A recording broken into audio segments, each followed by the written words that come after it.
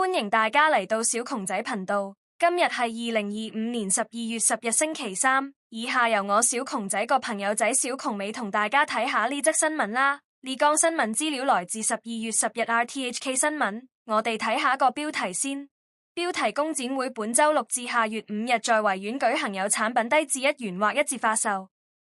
廠商會主辦之工展會將於本星期6至明年1月5日，一連24日喺維園舉行，設有900個攤位，分為12個主題展區。大會推出不同優惠，有產品低至1元或一折發售。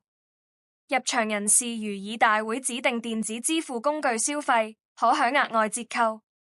大會繼續提供銀色消費優惠，超過100間參展商將為持長者卡或樂悠卡的長者提供最少5%額外折扣。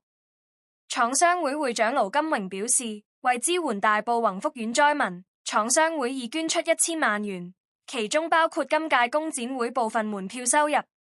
他表示，如期舉辦係考慮到工展會作為一個歷史悠久品牌，亦係集體回憶，但部分設計同埋宣傳有所調整，包括裝飾較為素色，取消較喜慶活動，希望為社會帶來溫暖同埋關懷，讓社會慢慢復常。